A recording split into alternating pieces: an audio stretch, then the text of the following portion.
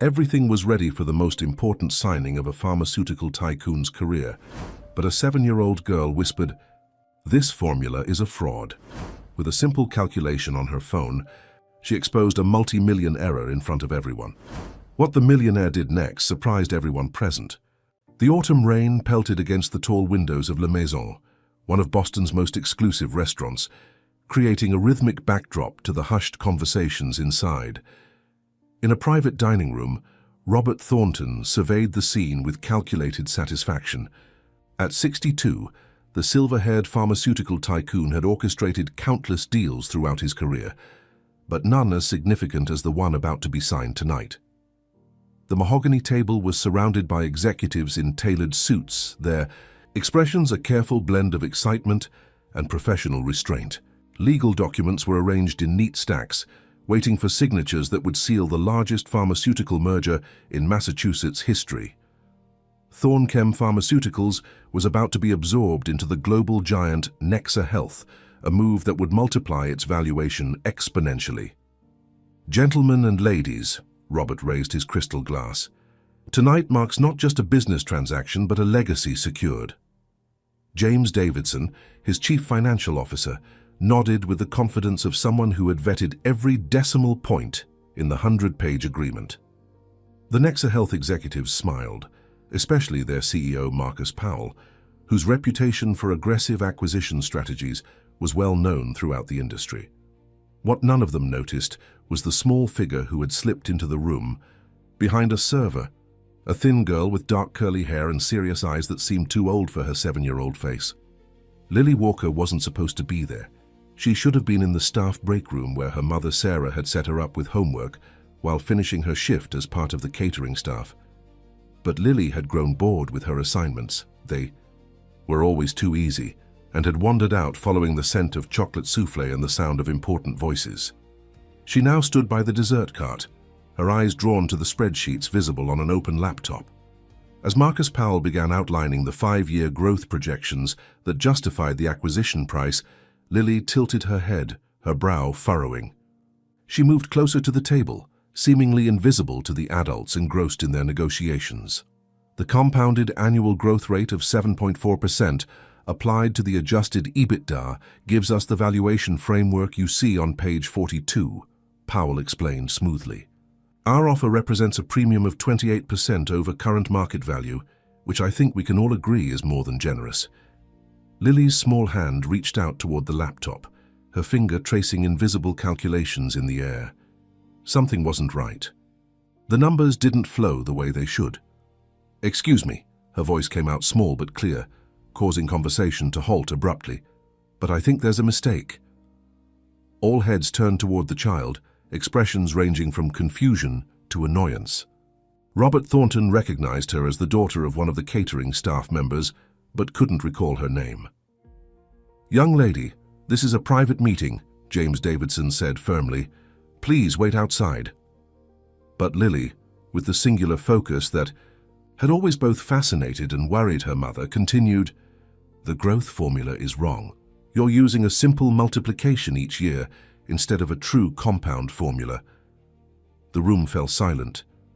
Marcus Powell's smile froze in place. "What did you say?" Robert asked, his voice soft with curiosity rather than anger. Lily approached the table, seemingly unaware of the breach in protocol. "May I?" she asked, pointing to the calculator app on James's phone. Too stunned to refuse, James handed her the device. Lily's fingers moved quickly, inputting a series of numbers. Then she turned the screen toward the adults. "If you use the right exponential formula, the growth looks like this," she explained. "The compounded value is much higher than what's in your papers, I think almost 40% more." Robert's heart began to race. If this child was correct, the acquisition offer was severely undervaluing his company by hundreds of millions. Marcus Powell recovered first, letting out a dismissive laugh. "Mr. Thornton, while I appreciate the entertainment, perhaps we should continue our discussion." Robert raised his hand, silencing Powell. "James, check her math." The CFO was already hunched over his laptop, recalculating frantically. The silence stretched as droplets of rain continued their assault on the windows. Finally, James looked up, his face drained of color. "She's right," he whispered. "The formula was applied incorrectly in our valuation model. The difference is—" He paused, swallowing hard. "Approximately 42%. The Nexa Health executives exchanged alarmed glances. Their legal counsel began frantically flipping through documents. "Where did you learn to calculate compound growth?" Robert asked Lily, ignoring the growing tension around the table. "My mom teaches me from used books," Lily answered simply. "I like numbers. They always tell the truth if you listen right." Robert studied the child's face, earnest, unaware of the financial earthquake she had just triggered. He felt a strange mixture of gratitude and disbelief. "Mr. Powell," Robert turned to the now visibly uncomfortable CEO, "I believe we need to revisit these projections before proceeding." "This is highly irregular," Powell protested, his confident demeanor cracking. "One calculation discrepancy doesn't invalidate the entire agreement." "Actually," James interjected, gaining confidence, "it affects the fundamental valuation framework. We'd be selling at a massive discount." As the executives began arguing, Sarah Walker burst into the room, her face flushed with embarrassment. "I'm so sorry, Mr. Thornton," she apologized breathlessly. "Lily was supposed to stay in the break room. I hope she hasn't disturbed your meeting." The look on Robert's face confused her. It wasn't anger, but something closer to wonder. "Ms. Walker, your daughter may have just saved my company hundreds of millions of dollars," he said quietly. Sarah looked from Robert to Lily, uncomprehending. "I don't understand." Before Robert could explain, Marcus Powell stood abruptly. "We're suspending this discussion pending a full review of the financial models. Our team will be in touch." His words were clipped, professional, but the coldness in his eyes as he glanced at Lily betrayed his fury. As the Nexa Health contingent gathered their materials and filed out, murmuring amongst themselves, Robert turned to Sarah. "I believe we need to talk about your daughter." Sarah instinctively pulled Lily closer to her side, protective. "She's always been good with numbers. Too good sometimes. I've tried to keep it private." Robert nodded, understanding dawning. In a world where exceptional talents were often exploited, a single mother would naturally be protective of a child with extraordinary abilities. "Please, join me in my office tomorrow morning," Robert said. "Both of you. I think we have much to discuss." As they left the private dining room, the rain continued its steady rhythm against the windows. The abandoned acquisition documents lay scattered on the mahogany table, their carefully calculated projections now revealed as fundamentally flawed by a 7-year-old girl who saw what a room full of Harvard MBAs had missed. In his town car heading back to his Beacon Hill mansion, Robert Thornton couldn't stop thinking about Lily Walker. In his 40 years building Thornchem from a small research outfit into a pharmaceutical powerhouse, he had encountered brilliance in many forms. But never had he seen such natural mathematical intuition, especially in a child from such humble circumstances. His phone buzzed incessantly with messages from James, from board members, from legal counsel, all demanding to know what had happened and what would happen next. Robert ignored them all, staring instead at the rainy Boston streets sliding past his window. Something significant had occurred tonight, beyond the collapse of a business deal. He felt it in his bones, the way he had felt it when he discovered the compound that became Thornchem's first blockbuster drug, a discovery that changed everything. In his mind, he could still see Lily's small finger tracing invisible calculations in the air, her eyes lit with the pure joy of mathematical truth. It reminded him of something he had lost long ago in the pursuit of corporate success, the simple pleasure of discovery for its own sake. By the time his car pulled up to his mansion, Robert Thornton had made a decision. The merger's collapse would send shockwaves through the pharmaceutical industry tomorrow, but that wasn't what occupied his thoughts. Instead, he was focused on a meeting with a catering assistant and her extraordinary daughter, and the possibilities that might unfold from that unlikely encounter. Sarah Walker's hands trembled as she smoothed Lily's dress for the 5th time. They stood in the gleaming lobby of Thornchem Pharmaceuticals' headquarters in Cambridge, their reflections distorted in the polished marble floor. The 20-story glass building seemed to pierce the morning sky, a world away from their cramped two-bedroom apartment in Dorchester. "Remember what I said," Sarah whispered, kneeling to meet her daughter's eyes. "Just be polite, answer Mr. Thornton's questions, and—" "Don't show off," Lily finished, her serious brown eyes understanding more than any 7-year-old should. "I know, Mom." Sarah swallowed hard. Since Lily was 3, she had recognized her daughter's extraordinary abilities, the way she organized her blocks by prime numbers, how she calculated tip percentages faster than adults, the complex patterns she saw in everything from wallpaper to traffic signals. Sarah had been both amazed and terrified, amazed at her daughter's gifts, terrified of what the world might do with them. "Ms. Walker," a polished assistant appeared. "Mr. Thornton will see you now." The elevator ride to the executive floor felt eternal. Sarah had been in this building countless times, catering events in the corporate dining rooms, but never as a guest, never as someone who mattered. Robert Thornton's office occupied the northeast corner of the 20th floor, with panoramic views of the Charles River and Boston skyline. He rose from behind his desk as they entered, his manner notably warmer than during their brief interactions at catered events. "Ms. Walker, Lily, thank you for coming." He gestured toward a seating area away from his desk, deliberately casual. "Would you like something to drink? Hot chocolate for you, perhaps, Lily?" Once they were settled, Robert leaned forward, his expression serious but kind. "I want to discuss what happened last night and perhaps more importantly, what happens next." Sarah straightened her back. "Mr. Thornton, first I want to apologize for Lily's interruption. She shouldn't have been in that room and—" "No apology necessary," Robert cut in gently. "Your daughter's intervention was enlightening. Our finance team worked through the night. The calculation error she identified would have undervalued Thornchem by nearly $400 million. Sarah gasped despite herself, and even Lily's eyes widened. "But that's not why I asked you here," Robert continued. "I'm more interested in Lily herself. How long has she shown these mathematical abilities?" Sarah hesitated, years of protective instinct making her cautious. "She's always been quick with numbers. I noticed when she was very young." 3 years, 2 months and 14 days, Lily interjected precisely. "That's when Mom first realized I was different. I was counting ceiling tiles at the hospital where she used to clean." Robert smiled at the exactitude. "And your education, Lily? Your current school?" "Dorchester Elementary," Sarah answered. "They've been accommodating, but they don't have programs for children like Lily." "They give me extra worksheets," Lily added, a hint of frustration in her voice. "But they're just more of the same, not harder." Robert nodded thoughtfully. "I see, and have you considered specialized schools? There are several in Boston that—" "We've considered everything we can afford, Mr. Thornton," Sarah interrupted, a defensive edge creeping into her voice. "And everything that wouldn't take her away from me." Understanding dawned in Robert's eyes. He'd heard stories of gifted children whisked away to specialized institutions, becoming more like research subjects than children.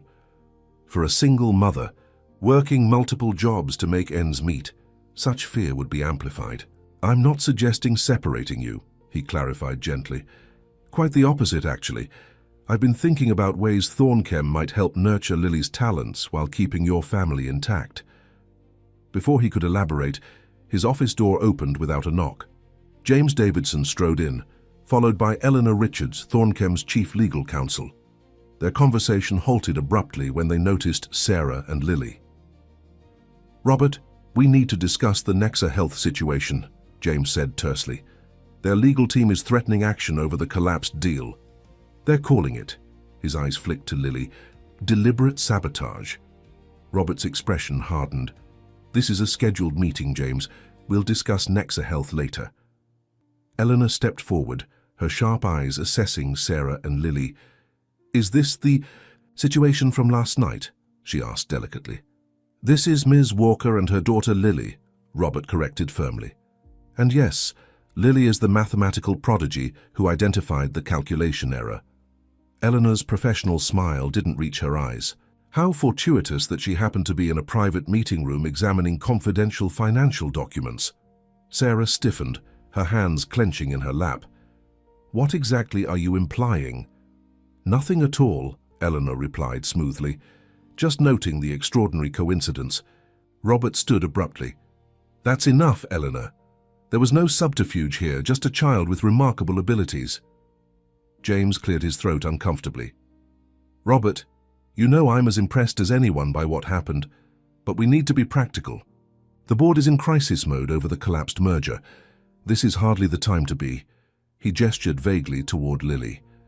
Distracted by side projects. Side projects? Robert repeated, his voice dangerously quiet. Is that what you call investing? In extraordinary human potential?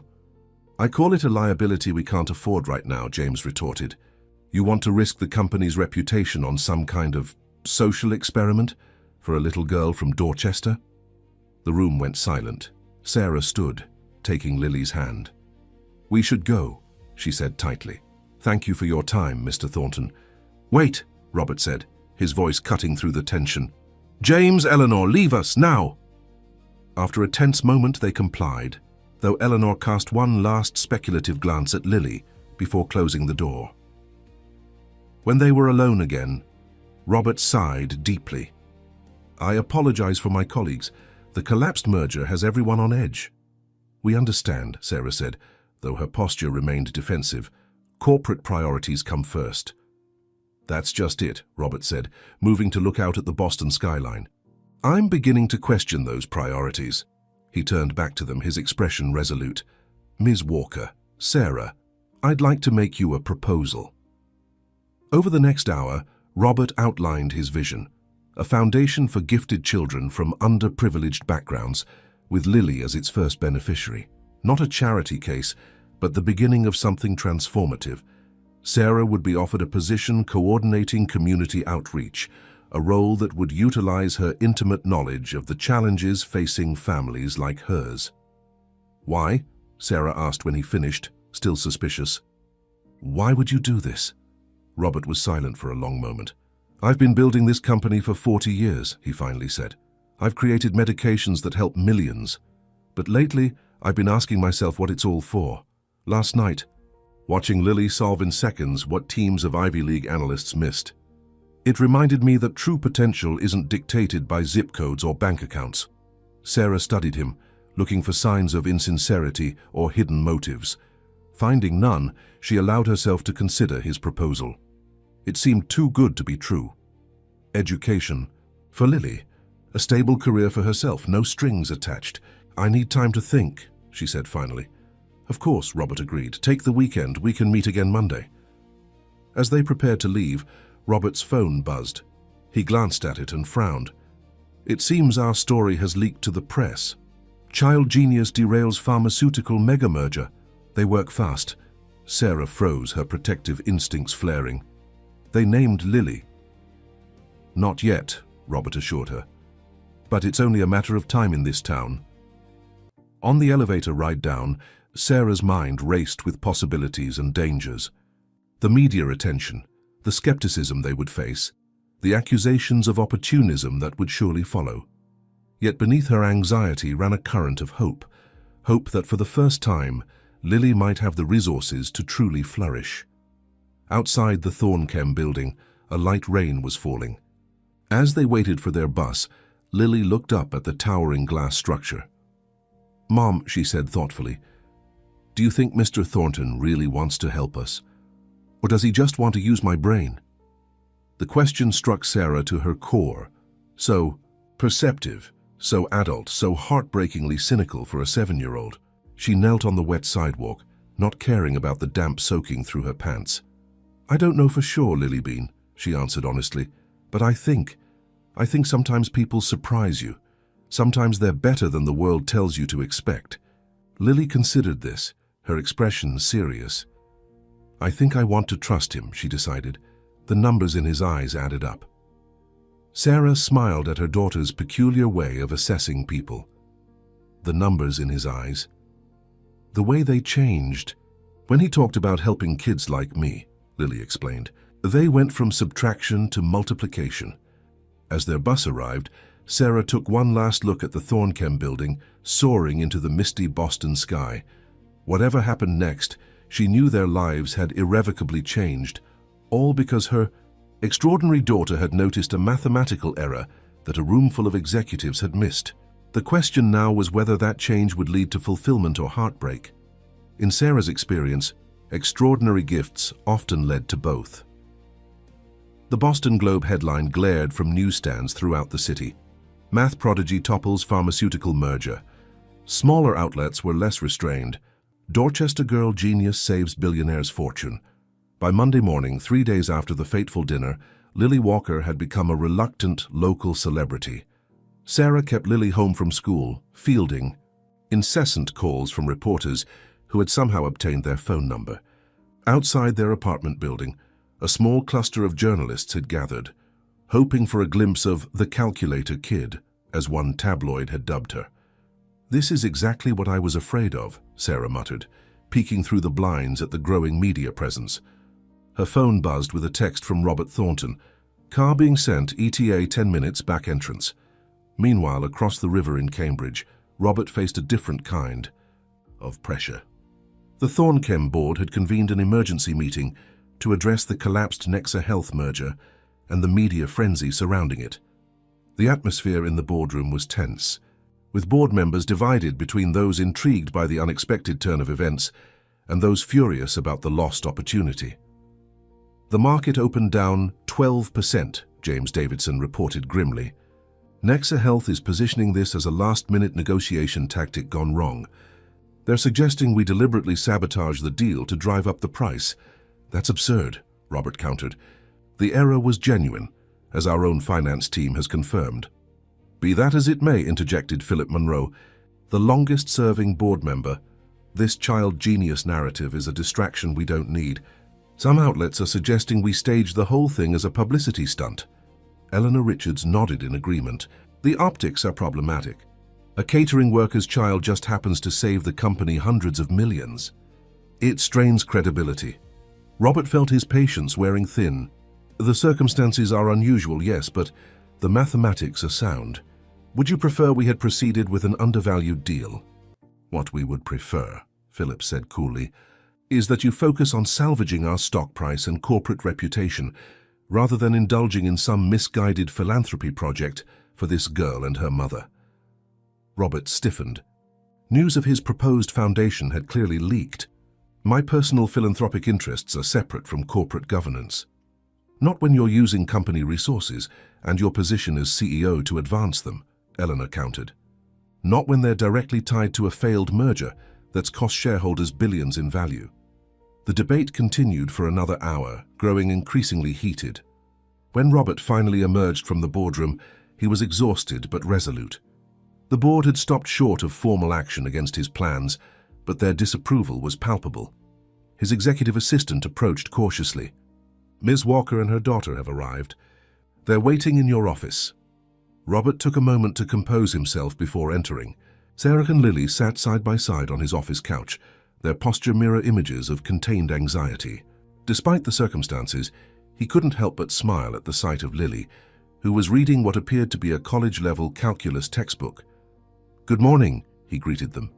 "I apologize for the cloak-and-dagger approach to getting you here, but I thought you might appreciate avoiding the press." Sarah nodded gratefully. "It's been overwhelming. They're calling her the calculator kid." "I don't like that name," Lily said without looking up from her book. "Calculators just follow instructions." "I see patterns." Robert sat across from them. "You're absolutely right, Lily. And speaking of patterns, I've been thinking about how to proceed with our discussion from Friday." He outlined the plan he had refined over the weekend, declining the Nexa Health merger entirely rather than renegotiating, redirecting a portion of the company's research budget toward establishing the Thornton Foundation for Exceptional Minds, and creating a position for Sarah that would utilize her experience while providing the stability she needed to support Lily's development.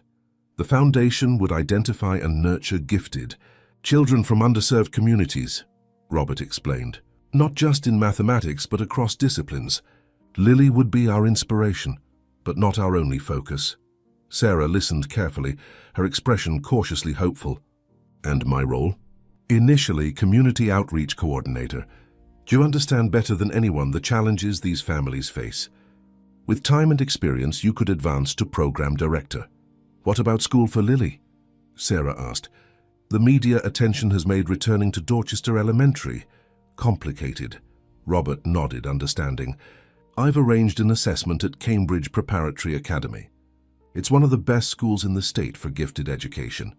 They're willing to offer Lily advanced placement with a scholarship that would cover her through high school. Lily looked up from her book for the first time. Would I still live with Mom? The question, so simple yet revealing the child's deepest fear, made Robert's heart ache. Absolutely. You'd commute together. The foundation would provide transportation. Sarah took a deep breath. This all sounds incredible, but why, Mr. Thornton? Why go to these lengths for us? Robert was silent for a moment, choosing his words carefully. When I started Thornchem, it was to develop treatments that would help people, real people, not just profit margins. Somewhere along the way, I lost sight of that purpose. Meeting Lily has been clarifying. Before Sarah could respond, there was a sharp knock at the door. James Davidson entered without waiting for permission, his face tight with barely controlled anger. The Nexa Health CEO is giving a press conference, he announced tersely. You need to see this. He turned on the office television, where Marcus Powell was addressing a room full of reporters, his expression grave. While we respect Thornchem's decision to withdraw from our agreement, we find the circumstances highly suspect, Powell was saying. The sudden appearance of a supposed mathematical prodigy, a child with no formal training beyond elementary school, conveniently identifying a complex financial discrepancy just moments before signing. It stretches credibility to the breaking point. Sarah tensed visibly as Powell continued. We have reason to believe this was a calculated maneuver to extract a higher acquisition price. Thornchem's subsequent announcement of a foundation centered around this child only raises further questions about the true nature of their relationship. He's calling us liars, Sarah whispered, instinctively pulling Lily closer. Robert's expression hardened as he watched Powell smoothly cast aspersions on Lily's abilities and his own integrity. When the press conference ended, James turned to Robert with undisguised panic. We need to counter this immediately. Issue a statement. Distance ourselves from the girl. Her name is Lily, Robert interrupted coldly. And we will do no such thing. Robert, be reasonable, James pleaded. This narrative is toxic. The board is already on edge. If we double down now, then what, James? We lose some shareholder value? We disappoint Wall Street analysts? Robert stood, his decision crystallizing. For 40 years I've built this company by following the data, not popular opinion. Lily's mathematical insight is real. The error she identified was real. I won't throw her under the bus to appease Marcus Powell or nervous investors. James stared at him incredulously. You'd risk everything, your legacy, the company's future. For this social experiment? Robert met his gaze steadily. I'm not risking everything. I'm investing in something that matters. After James left, muttering about damage control, Robert turned back to Sarah and Lily. I apologize for that. This situation has become more complicated than I anticipated. Sarah looked troubled. Mr. Thornton, we never meant to cause such disruption. If this is going to damage your company, please call me Robert, he interrupted gently. And don't worry about Thornchem. The company will weather this storm. What matters now is ensuring Lily has the opportunity to develop her extraordinary gifts. As if on cue, Lily spoke up. I solved another one of the problems, she said, pointing to her calculus book. The one about the volume of the rotating function. It's a definite integral. Robert glanced at the college-level problem, impressed. May I see your work? Lily handed him her notebook, filled with meticulous calculations. As Robert reviewed her solution, flawless with an elegant approach he hadn't considered, he felt a renewed certainty about his decision. It's perfect, he told her, genuine admiration in his voice. You have a remarkable mind. Lily. For the first time that day, Lily smiled, a small, shy expression that transformed her serious face into that of the child she was. Later that afternoon, after Sarah and Lily had accepted his proposal and left to prepare for Lily's school assessment the next day, Robert stood at his office window, watching the Boston skyline as the sun began to set. His phone had been buzzing non-stop with calls from board members. Investors and reporters all demanding explanations. He ignored them all, instead sending a single email to his legal team. Proceed with establishment of Thornton Foundation for Exceptional Minds. Priority status. Budget as discussed. Whatever storms lay ahead, with Nexa Health, with his board, with the media, Robert felt more certain of his path than he had in years. In Lily Walker, he had rediscovered something he thought he'd lost: the pure, transformative power of human potential, unbound by circumstance or expectation. As darkness fell over Boston, Robert Thornton made a silent promise to the small mathematical genius who had upended his world.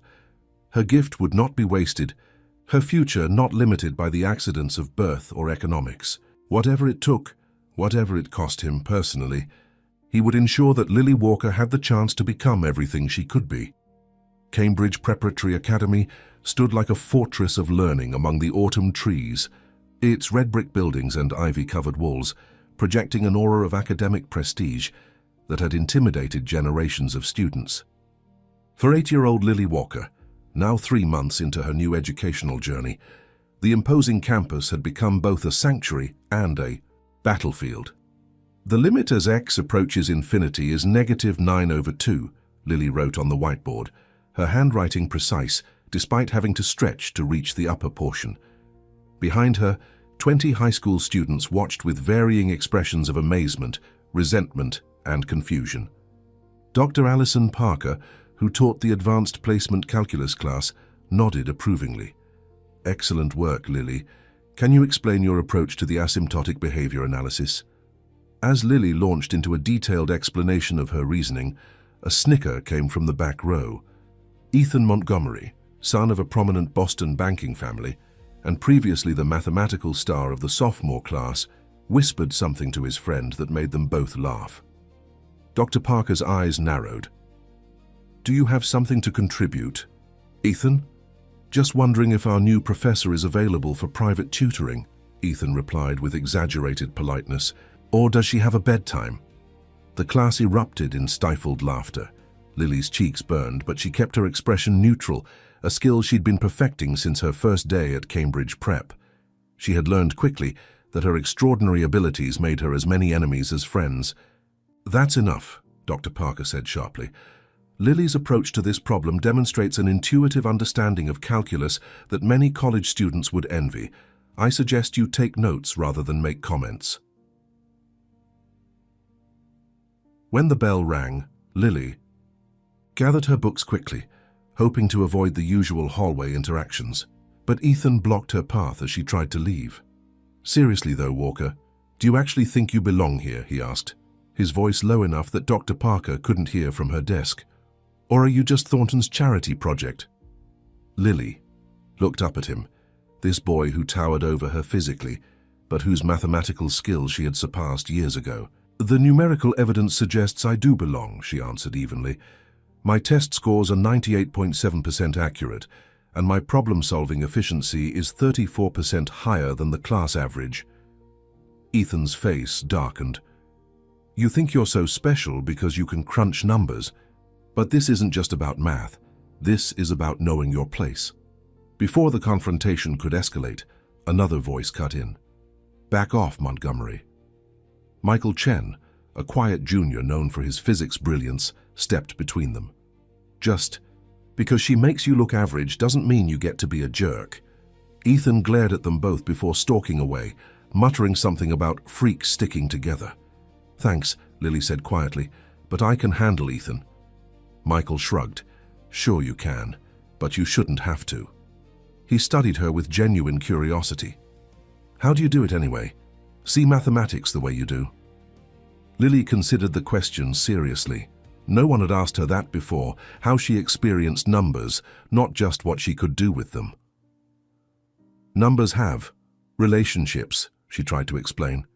Like families. When I look at an equation, I don't just see symbols. I see connections, patterns, how everything flows together. She paused, frustrated by the inadequacy of words. It's like music, but instead of hearing it, I see it.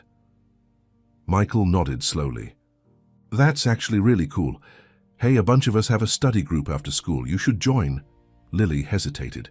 Social interactions were still a minefield she was learning to navigate. "I don't know." "Think about it," Michael said, heading to his next class. "We meet in the library table by the science section." Later that afternoon, Sarah Walker waited outside the school in the Foundation's car, watching students stream out of the buildings. When Lily finally appeared, Sarah immediately noticed something was wrong. Her daughter's shoulders were tense, her expression closed. "Tough day?" Sarah asked as Lily climbed into the car. "Ethan Montgomery said I don't belong here," Lily stated flatly. "He called me a charity project." Sarah felt a familiar surge of protective anger. "That boy needs a lesson in manners. Should I talk to his parents?" "No," Lily exclaimed, horrified at the thought. "That would just make everything worse." She stared out the window as Cambridge's historic buildings slid past. "Maybe he's right, though. Maybe I don't belong here." "Lily Walker," Sarah said firmly, "you belong anywhere your mind takes you. Don't let some privileged kid with a bruised ego tell you otherwise." Lily was quiet for a moment. "There's a study group that meets after school. Michael Chen invited me." Sarah smiled, recognizing this as progress. "That sounds great. We can arrange for later pickup. But what if they're just curious about me? Like I'm some kind of math zoo animal?" Lily's voice betrayed her underlying anxiety. "What if they just want to see the calculator kid up close?" Sarah reached over to squeeze her daughter's hand. "What if they genuinely want to know the amazing Lily Walker? Sometimes you have to take a chance on people, sweetie." The car pulled up to Robert Thornton's Beacon Hill mansion, which had become their regular after-school destination. The historic brownstone had been transformed into an informal learning center, with the formal living room now housing whiteboards, bookshelves, and comfortable study spaces. Robert greeted them at the door, his face lighting up at the sight of Lily despite the visible fatigue of recent weeks. The fallout from the collapsed merger continued to consume much of his time, with Nexa Health pursuing legal action and Thornchem's stock still recovering from the initial shock. "How was school today, mathematician?" he asked, using his nickname for Lily. "Challenging," Lily answered diplomatically. "Not the academics, but the other variables." Robert's expression sobered.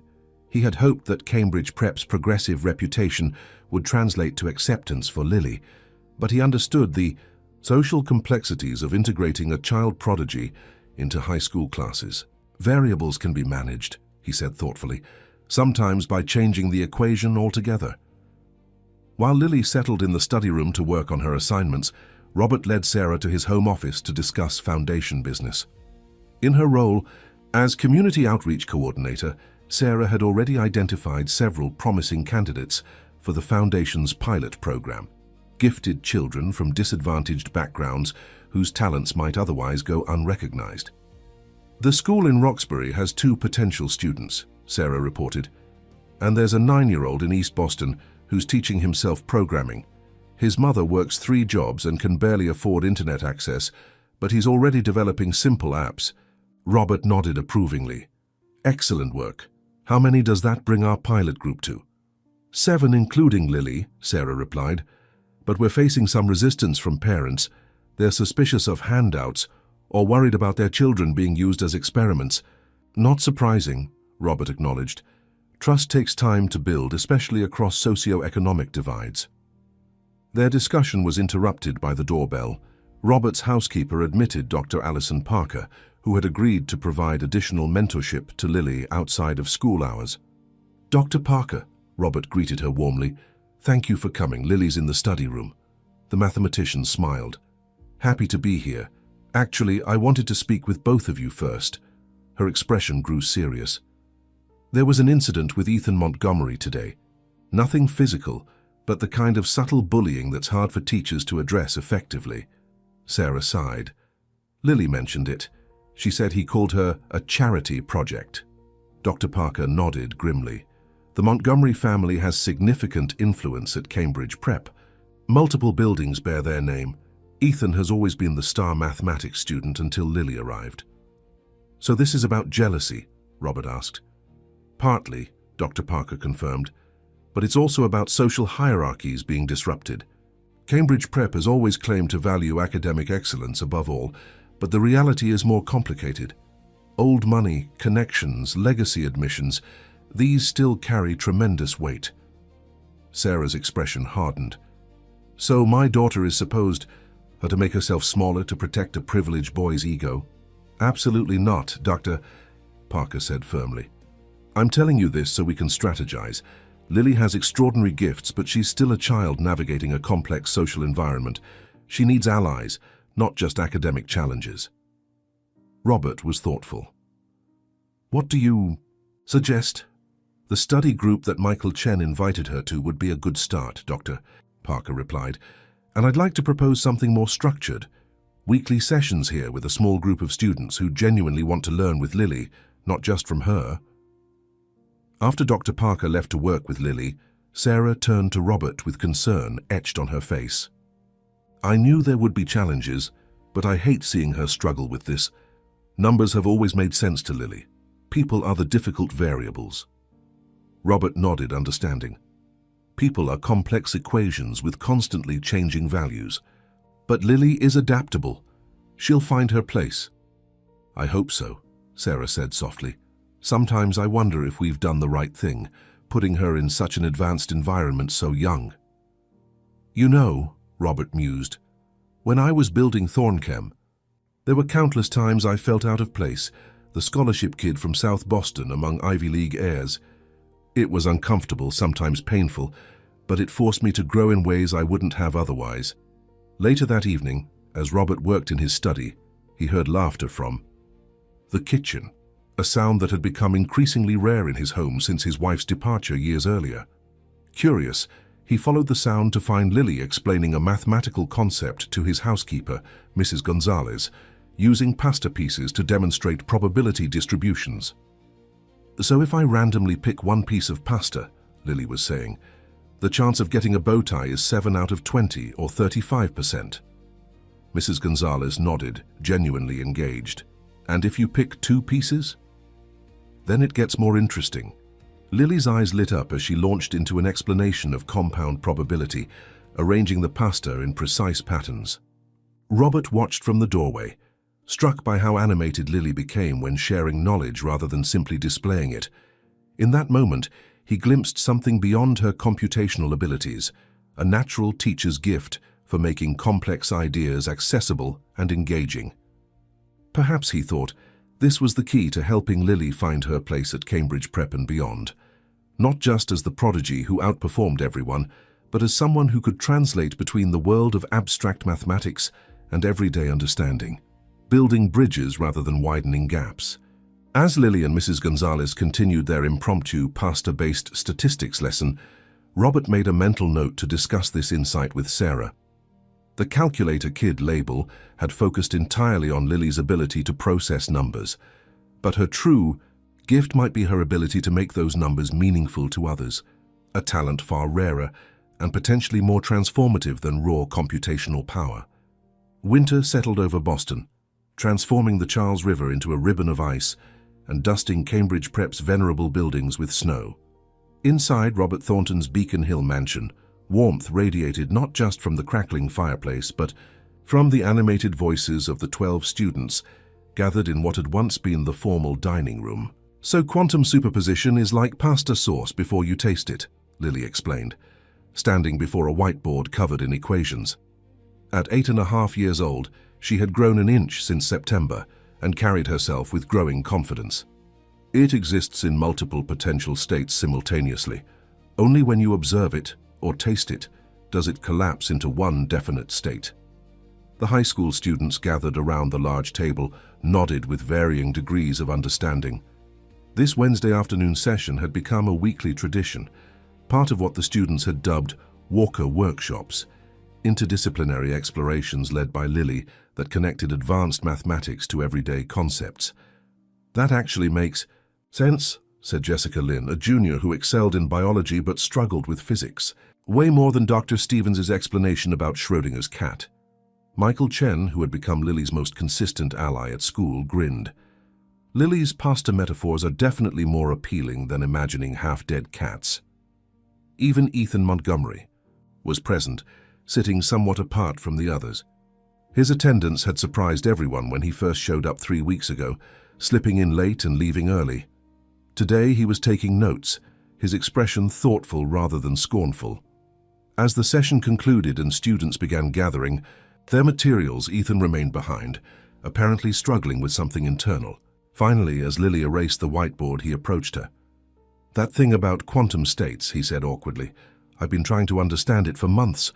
The way you explained it actually helped." Lily turned, wary but curious. Their relationship had evolved from open hostility to cold détente over recent weeks. "Thanks," she said simply. Ethan shifted uncomfortably. "Look, I wanted to tell you something. My parents are threatening to transfer me to Phillips Academy if I keep coming to these sessions." "Why?" Lily asked, genuinely confused. "They say it's a waste of time, that I should be focusing on econ and pre-law courses instead." His voice took on a bitter edge. "They've had my whole life planned since before I was born. Montgomery men go to Harvard Law, join the family firm, and eventually run it. End of story." Lily considered this. "What do you want to do?" The question seemed to startle Ethan, as if no one had ever asked him before. "I want to study astrophysics," he admitted quietly. "I've been reading about dark matter theories since I was 12, but my father says that's a charming fantasy that won't sustain the family legacy." Before Lily could respond, Robert entered the room, having overheard the last part of their conversation. "Mr. Montgomery," he said, "I couldn't help overhearing. Your interest in astrophysics is impressive." Ethan stiffened, clearly uncomfortable with the CEO's attention. "It doesn't matter. My parents are right. It's not a practical career path." Robert studied the teenager thoughtfully. "You know, I faced a similar dilemma once. My father wanted me to join his construction business. He never understood my interest in pharmaceutical research, called it playing with chemicals, and warned it would never amount to anything." "But you built Thornchem," Ethan pointed out. "Yes, but my father only began to respect my choices when the company became profitable," Robert said with a hint of old pain. "He never valued the medicines we developed, only the money they generated." Lily, watching this exchange with fascination, suddenly spoke up. "Maybe we should talk to Ethan's parents, not to fight with them, but to show them what we do here." Both Robert and Ethan looked at her in surprise. "They think this is all some kind of make-believe," Lily continued, her logical mind breaking down the problem. "But it's real. What we learn here is real. Maybe they need to see that." Robert's expression softened with admiration for Lily's insight. "That's actually a brilliant approach. Mr. Montgomery, would your parents be willing to attend one of these sessions?" Ethan looked dubious. "They're pretty busy, and pretty convinced they're right about everything." "So was my father," Robert replied with a wry smile. "But sometimes seeing is believing." The conversation was interrupted by Sarah's arrival. She had spent the afternoon at a community center in Roxbury, interviewing families for the Foundation's expanding program. The sight of her daughter engaged in seemingly friendly conversation with Ethan Montgomery, who had caused Lily so many tears in recent months, momentarily stunned her. Later that evening, after Ethan and the other students had departed, Sarah, Robert, and Lily sat in the kitchen over a dinner of Mrs. Gonzalez's lasagna. "Ethan Montgomery wants to be an astrophysicist?" Sarah asked, still processing this revelation. Lily nodded, twirling pasta around her fork. "His parents won't let him. They want him to be a lawyer like his dad and grandpa and great-grandpa." "Familial expectations can be powerful constraints," Robert observed, "sometimes more powerful than financial limitations." Sarah considered this. "It's strange to think of someone with all those privileges feeling trapped, but I guess golden cages are still cages." "Do you think his parents will come if we invite them?" Lily asked. Robert and Sarah exchanged glances. "It's worth trying," Robert said carefully. "But Lily, I want you to be prepared for the possibility that they might not be receptive. The Montgomerys are traditional in their views." "You mean they might not want to listen to a kid from Dorchester?" Lily asked bluntly. Sarah winced at her daughter's directness, but Robert appreciated it. "Unfortunately, yes. Some people have very fixed ideas about who can teach and who should learn." Lily was quiet for a moment, considering this. "Well, their fixed ideas are mathematically unsound," she finally declared, "and I can prove it." The following week brought a new challenge. Dr. William Prescott, the stern, silver-haired headmaster of the prestigious Westfield Academy of Science, arrived at Thorncam's headquarters for a meeting with Robert. The Thornton Foundation had been seeking to establish a partnership with Westfield, hoping to create pathways for foundation students to access its renowned resources and faculty. Robert had anticipated some resistance, but not the flat rejection contained in Dr.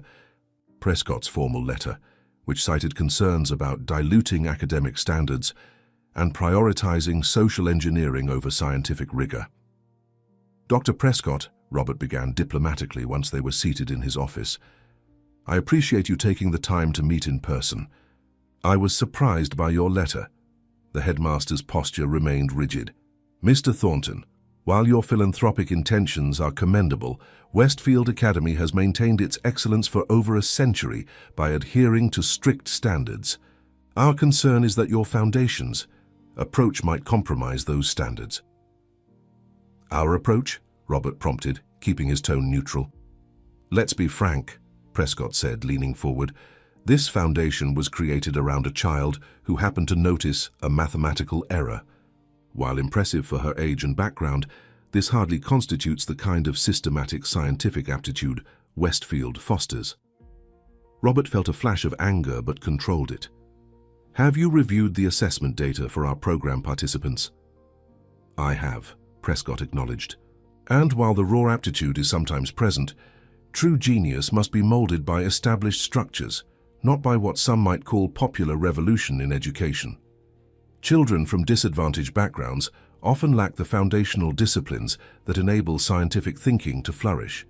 At that moment, Sarah knocked and entered with a folder of materials they had prepared for the meeting. Robert introduced her as the Foundation's Community Outreach Coordinator. "Ms. Walker," Prescott acknowledged with polite disinterest, "I understand your daughter is the catalyst for this initiative." "Yes," Sarah replied evenly. "Lily is one of our students, but the Foundation serves many gifted children who simply lack access to appropriate educational resources." "A noble sentiment," Prescott said dismissively. "But access without proper foundation often leads to frustration rather than achievement. True scientific genius requires not just raw talent, but cultural context, historical perspective, philosophical grounding, elements rarely found in underprivileged environments." Sarah's expression remained professional, but Robert could see the tension in her shoulders. "With respect, Dr. Prescott, that sounds dangerously close to suggesting that scientific ability is determined by zip code rather than neural capacity."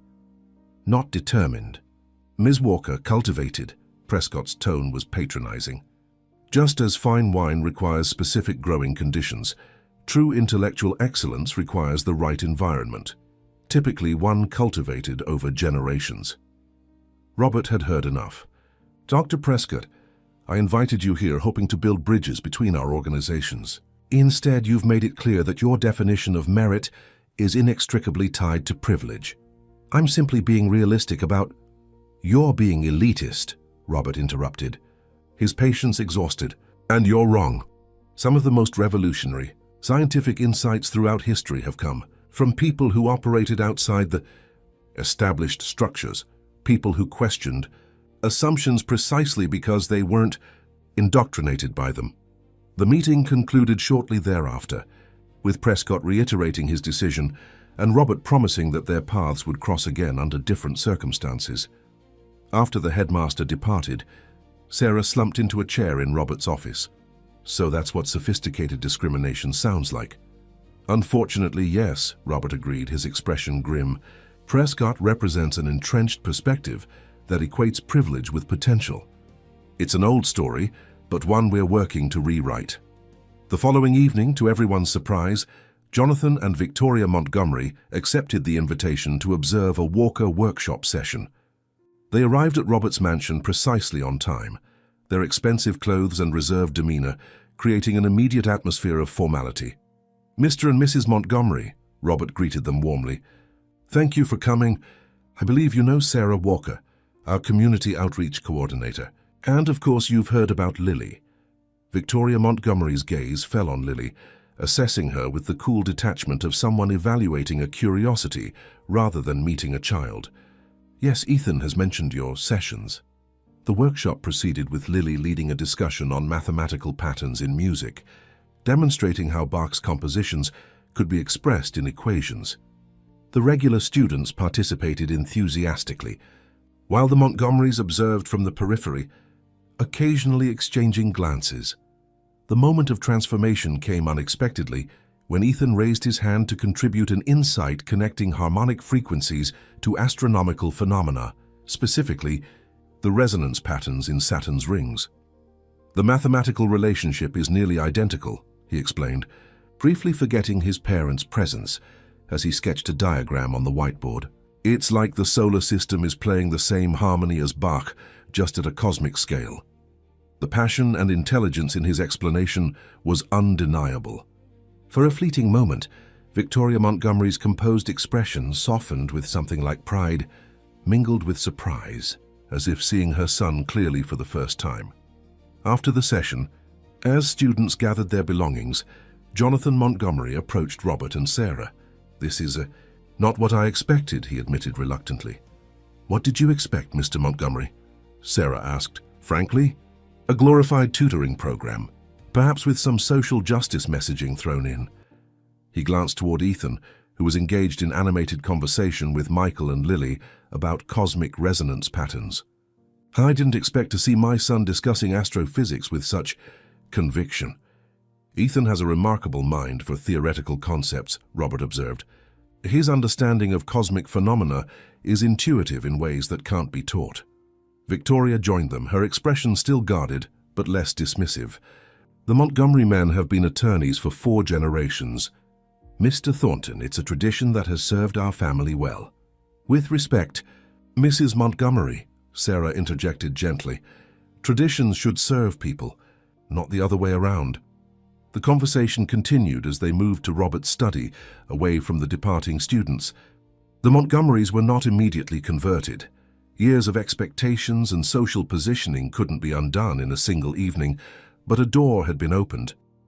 They agreed with visible reservation to consider allowing Ethan to pursue more science courses alongside his pre-law curriculum. As the Montgomerys prepared to leave, Ethan lingered behind. "Thank you," he said quietly to Lily, "for suggesting this." Lily nodded, her expression serious. "Quantum superposition applies to people too, Ethan. You exist in multiple potential states until you decide which one to actualize." For once, Ethan didn't have a sarcastic comeback. He simply nodded, a mixture of hope and uncertainty in his eyes, before following his parents out into the snowy Boston night. Spring bloomed across Boston, dotting the public garden with tulips and drawing students from their winter hibernation to sprawl on Harvard Yard's greening lawns. For the Thornton Foundation, the changing season brought its own kind of flowering, the culmination of their pilot year and preparation for a major expansion. Inside the Phillips Auditorium at Harvard University, 9-year-old Lily Walker stood at the podium, her dark curls pulled back in a neat ponytail, addressing an audience that included academics, philanthropists, community leaders, and families from across Boston's diverse neighborhoods. "Applied mathematics isn't just about solving abstract problems," she explained, her voice clear and confident, despite the imposing setting. "It's about using numerical tools to address real-world challenges." Behind her, our screen displayed a graph charting the progress of the Foundation's 23 pilot participants over the past 6 months. The upward trajectory was unmistakable, a 45% average improvement across standardized assessments, with even more significant gains in areas of each student's specific talent. "But these numbers, while impressive, don't tell the whole story," Lily continued, clicking to a slide showing photographs of Foundation activities. "They don't capture the curiosity that ignites when a student discovers their own capability. They don't measure the growth in self-confidence when someone who's always been told no suddenly hears yes. You can." And they certainly don't quantify the kindness that emerges when people from different backgrounds recognize each other's humanity. In the front row, Sarah watched her daughter with a mixture of pride and amazement. Beside her sat Robert, who had fought numerous battles with his board, with skeptical institutions, with the media, to bring them to this moment. The foundation had weathered its share of storms, including an ongoing lawsuit from Nexa Health, alleging corporate malfeasance in the collapsed merger. But today was about celebrating success, not dwelling on challenges. As we look to the future, Lily concluded, our goal isn't just to identify mathematical or scientific talent. It's to create environments where every kind of intelligence can flourish. Because talent doesn't depend on zip code, family name, or bank account. It's everywhere, waiting to be recognized and nurtured. Thank you. The applause was immediate and enthusiastic. As Lily stepped away from the podium, Dr. Diana Miller, the newly appointed president of the Foundation's academic board, took her place to outline the expansion plans for the coming year. With funding secured for 3 community learning centers across Boston and partnerships established with 6 universities, the Foundation was poised to serve over 100 students. After the formal presentations concluded, the event transitioned to a reception where Foundation students demonstrated projects they had developed throughout the year. In one corner, 12-year-old Marcus Washington from Roxbury explained his urban garden design that used mathematical modeling to maximize food production in limited spaces. Nearby, the Chen twins from Chinatown demonstrated a language learning algorithm they had developed to help their grandmother improve her English.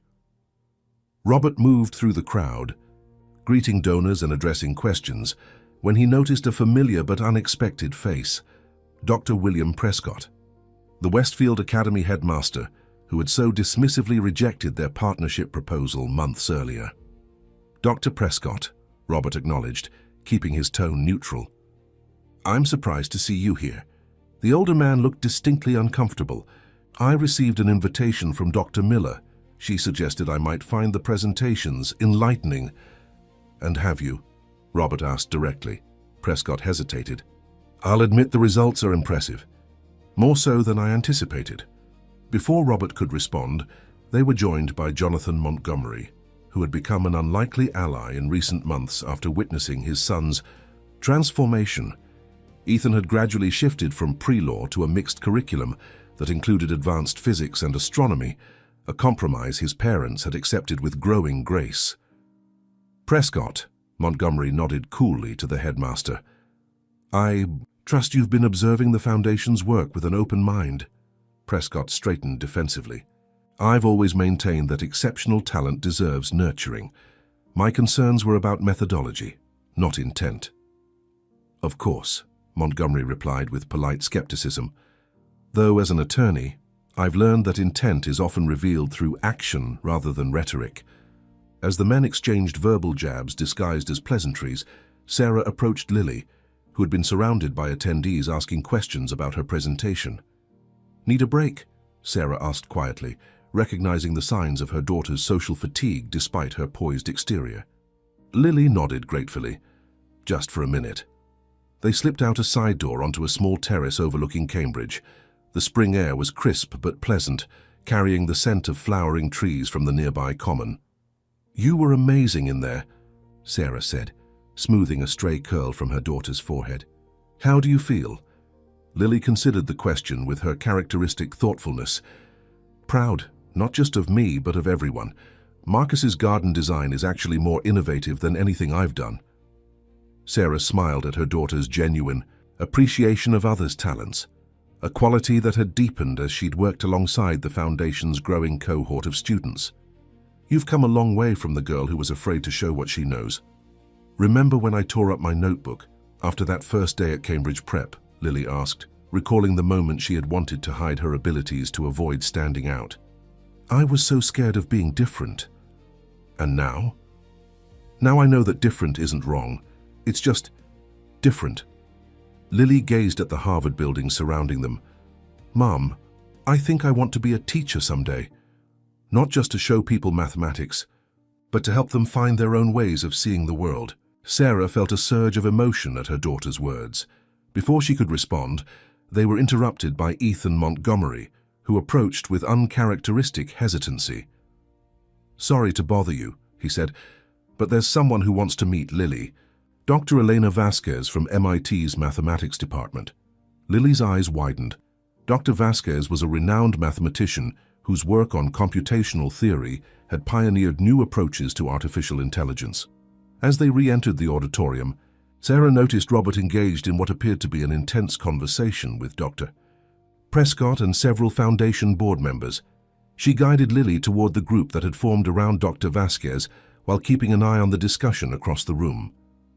"Lily Walker," Dr. Vasquez greeted with genuine warmth, "your presentation was impressive. I particularly appreciated your emphasis on the human elements of mathematical education." While Lily engaged with the mathematician, Sarah edged closer to Robert's conversation, catching fragments that suggested a significant development was unfolding. "Reconsidered our position in light of the demonstrable outcomes," Prescott was saying, his tone formal but conciliatory. "Westfield Academy would be open to establishing a limited partnership for the coming academic year." Robert's expression remained measured, though Sarah could detect the satisfaction beneath his professional demeanor. "That's encouraging to hear, Dr. Prescott, though I should mention that we've already finalized our institutional partnerships for the next cycle." Prescott looked genuinely startled. "Surely there's room for flexibility. Westfield could offer resources that few other institutions can match." "6 months ago, that offer would have been eagerly accepted," Robert acknowledged. "But circumstances have evolved. We've established relationships with partners who recognized our students' potential from the beginning, partners who didn't need to be convinced of their worthiness." The headmaster's face reddened slightly. "Mr. Thornton, I'm attempting to extend an olive branch. Surely you're not rejecting Westfield out of spite." "Not spite, Dr. Prescott, principle." Robert's tone remained even. "The Foundation's mission is to recognize talent wherever it exists, and to partner with institutions that share that vision fundamentally, not conditionally. Should Westfield wish to demonstrate a genuine commitment to that philosophy over time, we'd certainly reconsider." As Prescott absorbed this unexpected rejection, Sarah felt a mixture of admiration and concern. Robert was taking a bold stand, but potentially making a powerful enemy in Boston's close-knit educational establishment. The reception continued for another hour, with various demonstrations and conversations flowing throughout the space. One particularly moving moment came when a group of parents who had initially been skeptical of the Foundation approached Robert and Sarah. "We need to apologize," said Mrs. Diaz, whose son Carlos had been among the first students recruited from East Boston. "We thought this was either charity or exploitation. We couldn't imagine why someone like you would care about kids from our neighborhoods." "And now," Sarah asked gently. "Now we understand it was neither," Mr. Washington, Marcus's father, replied. "It was recognition. You saw what others missed, including sometimes us as parents. You saw our children's potential." As the event wound down, Robert found himself momentarily alone, watching the interactions across the auditorium. Dr. Miller approached, her expression thoughtful. "Quite a success," she observed, "though I noticed your conversation with Prescott. That was a bold move." Robert shrugged slightly. "Perhaps, but necessary, I think. Institutions need to understand that talent doesn't require their validation to exist." Dr. Miller nodded in agreement. "Speaking of institutions, there's something I've been meaning to discuss with you. I've received an interesting proposal from Harvard's Education Department. They're launching a new course on mathematics and social justice, and would like Lily to participate as a guest lecturer." Robert raised an eyebrow. "At 9 years old, that's unprecedented." "Everything about Lily is unprecedented," Dr. Miller pointed out. "But I wanted to run it by you before approaching Sarah. It would be a significant platform, but also a significant exposure." Robert considered this. "Let's discuss it with them together. It should be Lily's decision ultimately." Later, as the last guests departed and Foundation staff began clearing the space, Robert, Sarah, and Lily sat in a quiet corner of the now empty auditorium. Dr. Miller had just finished explaining Harvard's invitation, leaving Lily looking thoughtful and Sarah visibly conflicted. "It's an incredible opportunity," Sarah acknowledged. "But you're 9, Lily. Guest lecturing at Harvard is a lot." Lily nodded slowly. "I know, and I'm honored they asked." She paused, seeming to gather her thoughts. "But I think I think I want to say no, at least for now." Robert and Dr. Miller exchanged surprised glances. "May I ask why?" Dr. Miller inquired gently. "Because I'm still learning," Lily explained. "Not just mathematics, but how to be a person. I want to finish regular school, play volleyball with my friends, argue about homework, normal kid stuff." She looked at her mother. "Is that okay?" Sarah felt a rush of emotion. In this moment, her extraordinary daughter was showing wisdom beyond her years, not by accepting every opportunity that came her way, but by recognizing the value of childhood itself. "It's more than okay," Sarah assured her, squeezing her hand. "It's exactly right." As they gathered their things to leave, Lily paused by the podium where she had given her presentation, looking out at the empty seats. "One day I'll be ready for Harvard," she said softly, almost to herself. "But not because I'm the smartest. Because I'll have something worthwhile to teach." Robert, overhearing, smiled to himself. In that simple statement was the essence of what the Foundation sought to nurture, not just intellectual brilliance, but the wisdom to use it meaningfully. Outside, the spring twilight had settled over Cambridge, turning the sky a deep blue against which the illuminated windows of Harvard's buildings glowed like constellations. Sarah, Robert, and Lily walked together toward the waiting car, their shadows stretching long across the ancient brick pathways of America's oldest university. "What happens next?" Lily asked, looking up at the adults. "Next," Robert replied thoughtfully, "we build on what we've started. The summer program in July, the new learning centers in the fall, one step at a time." "And you?" Sarah asked him, curious about his personal plans. The Foundation had consumed most of his time outside Thorncombe for months. Robert considered the question. "I find myself increasingly drawn to this work. The pharmaceutical research will always be important to me, but nurturing human potential. There's something uniquely fulfilling about it." As they reached the car, a familiar figure approached, Ethan Montgomery, slightly out of breath as if he had run to catch them. "Sorry," he said, "but I wanted to tell you before you left. I talked to my parents. They've agreed to let me apply to MIT's summer astrophysics program." His face broke into a rare, genuine smile. "And my dad is going to join the Foundation's legal advisory committee. He said someone needs to keep an eye on Dr. Prescott and his educational old guard." The news was unexpected, but welcome. Another small victory in the larger mission of transforming how talent was recognized and nurtured. As they bid Ethan goodbye and settled into the car, Robert couldn't help but reflect on how far they had come from that rainy night when a 7-year-old girl had spotted a mathematical error that changed everything. What had begun as an impulsive act of recognition had evolved into something far more significant, a movement that was gradually reshaping Boston's educational landscape, opening doors that had long been closed to children from certain backgrounds, and challenging entrenched assumptions about where brilliance could be found. And at the center of it all was Lily Walker, who had just demonstrated wisdom beyond her years by choosing to protect her childhood, even as the adult world clamored for her participation. In that choice, Robert saw the true promise of their work, not just identifying exceptional talents, but nurturing complete human beings who would use those talents with wisdom and purpose. 10 years later, the summer sun cast long shadows across the freshly painted building in Dorchester. Once an abandoned community center, the 3-story structure now gleamed with purpose, its renovated facade bearing the name Walker Thornton Academy for Mathematical Innovation. A steady stream of people flowed through the entrance, dressed in summer finery, voices buzzing with anticipation. Inside the main hall, 20-year-old Lily Walker stood before a mirror, adjusting the cap on her dark curls, now grown into a cascade of spirals that framed her face. Her reflection showed a young woman with the same serious eyes she'd had as a child, but now complemented by a confident posture and serene expression that spoke of hard-won wisdom. "Need help with that?" Sarah Walker appeared in the doorway, elegant in a blue dress that complemented her silver-streaked hair. At 45, she carried herself with the assurance of someone who had found her true calling, now serving as National Program Director for the Thornton Foundation, overseeing initiatives in 12 cities across the country. Lily smiled at her mother in the mirror.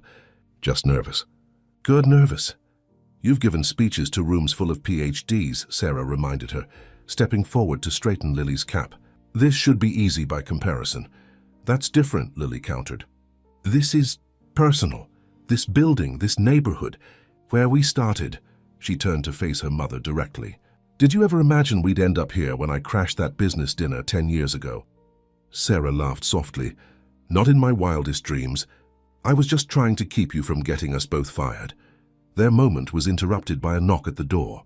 Robert Thornton entered, his hair now completely silver but his eyes as bright and engaged as ever.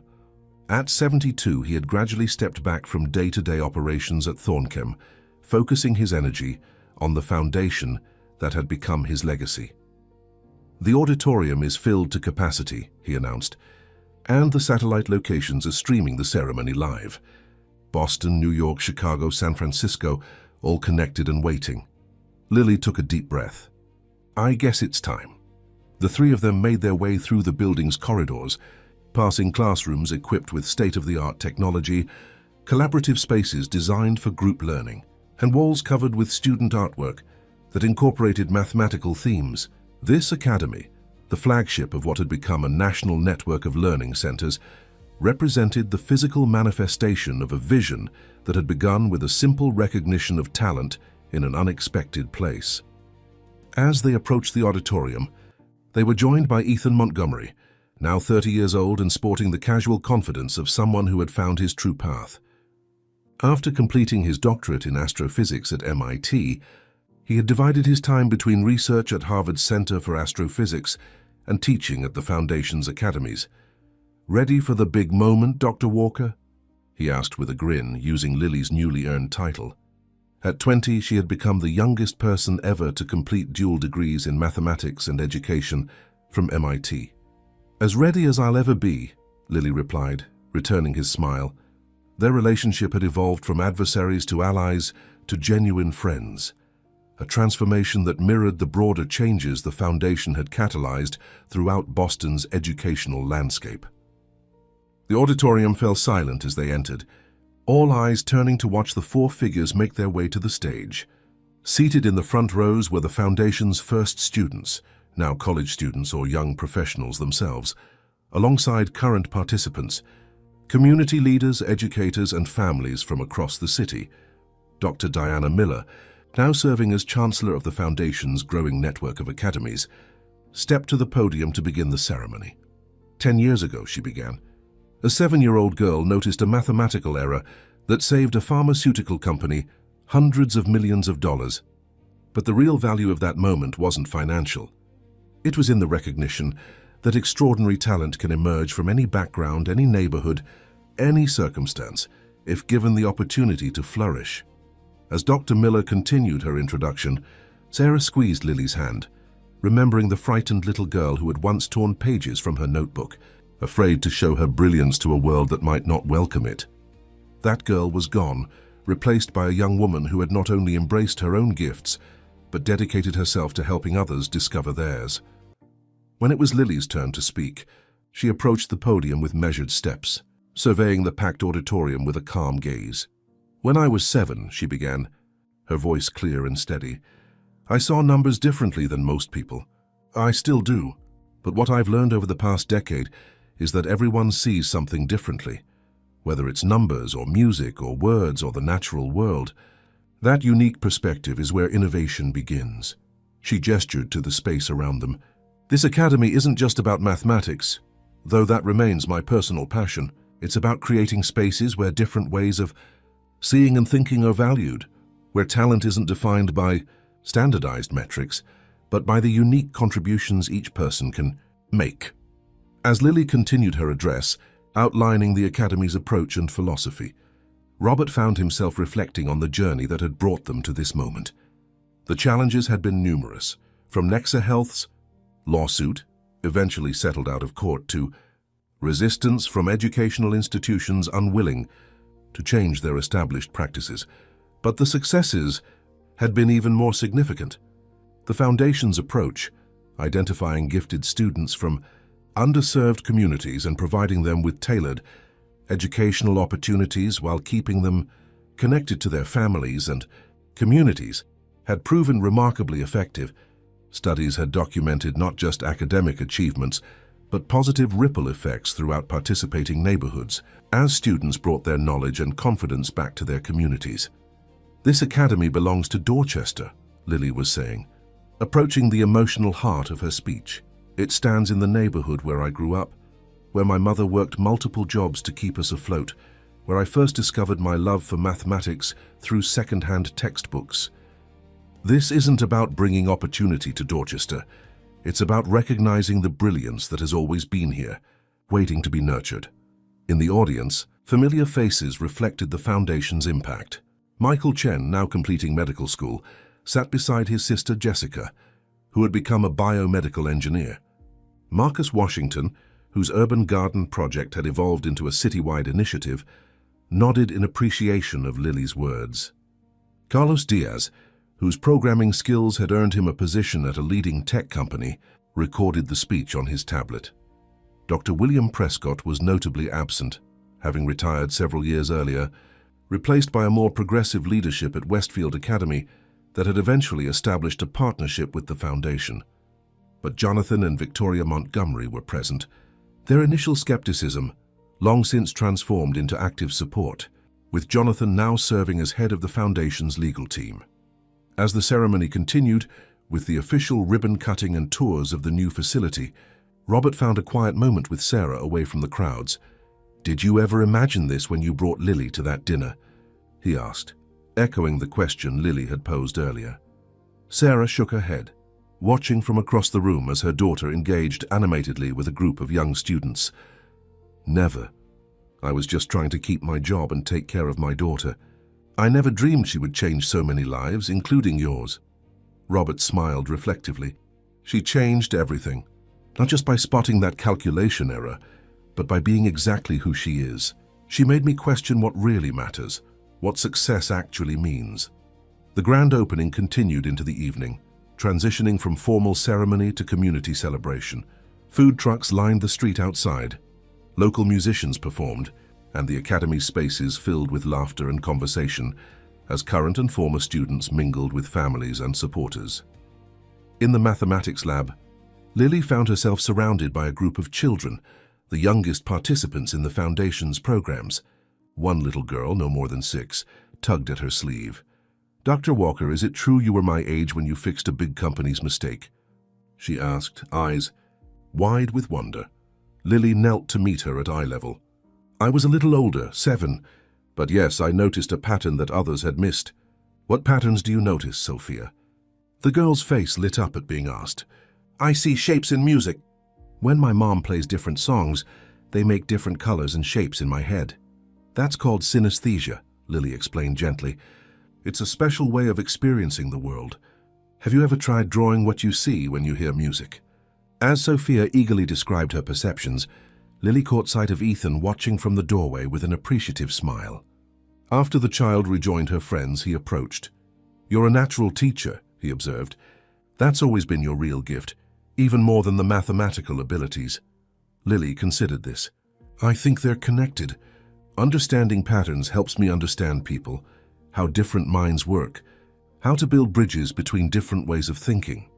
Their conversation was interrupted by Robert, who appeared with an unexpected announcement.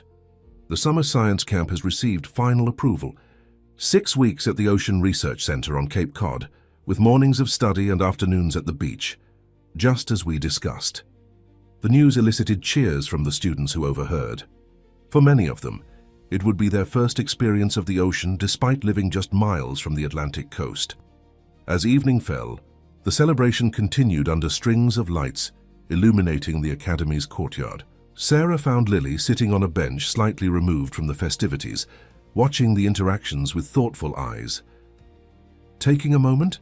Sarah asked, joining her. Lily nodded. "Just absorbing it all. Sometimes I still can't believe how much has changed since that night at La Maison." "You've worked incredibly hard," Sarah reminded her. "Your success isn't just luck or talent, it's determination and purpose." "We've worked hard," Lily corrected gently. "You never let me forget where we came from. But you never let me believe it limited where we could go."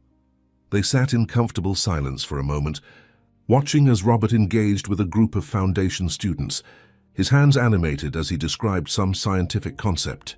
Despite his wealth and position, he had developed a remarkable ability to connect with children from all backgrounds, listening to their ideas with genuine interest and responding without condescension. "He found his true calling through you," Sarah observed, following Lily's gaze. "Building Thornchem gave him success, but this work has given him fulfillment." Lily nodded thoughtfully. "We all found something we needed. You found a way to help families like ours. I found a way to use my abilities that feels meaningful. Ethan found the courage to follow his passion for astrophysics. Even the Montgomerys found a purpose beyond maintaining their family legacy." As if summoned by her words, Ethan approached with 2 glasses of lemonade, offering them to Lily and Sarah before sitting beside them. "The first group of students is already asking about applying to the summer astrophysics program," he reported with satisfaction. "Several show real promise." The conversation turned to plans for the coming academic year, new programs, curriculum enhancements, community partnerships. As they talked, Robert joined them, completing the circle that had formed that rainy night a decade earlier when a 7-year-old girl had noticed a mathematical error that changed the trajectory of all their lives. "I've been thinking," Robert said during a lull in the conversation, "about that calculation error, the compound annual growth rate that was applied incorrectly. In a way, it was the perfect metaphor for what we've been doing these past 10 years. "How so?" Ethan asked, intrigued. "Compound growth isn't linear, it's exponential," Robert explained. "Each period builds on the accumulated value of all previous periods. That's exactly what happens when you invest in human potential. The returns don't just add up, they multiply across generations." Lily smiled, appreciating the mathematical parallel. "And unlike financial investments, human potential has no theoretical upper limit." As the celebration continued around them, the 4 sat together in a moment of shared understanding. 4 people from vastly different backgrounds who had found common purpose in recognizing and nurturing the spark of brilliance wherever it appeared. Later that night, after the guests had departed and the cleanup crews had finished their work, Lily walked alone through the quiet hallways of the academy that bore her name. In one of the classrooms, she paused before a whiteboard where a student had written a note during the tours. "One day I'll be among the greats, not because I'm the smartest, but because I'm the most compassionate." Lily traced the words with her finger, smiling at the echo of her own childhood aspiration. The journey from that rainy night at La Maison to this moment had been filled with challenges, setbacks, and triumphs. But through it all, one truth had remained constant. The most powerful equation wasn't found in any textbook, but in the transformation that occurred when talent met opportunity, when potential was recognized regardless of its origin. As she turned out the lights and prepared to leave, Lily glanced once more at the classroom, where future generations would discover their own mathematical journeys.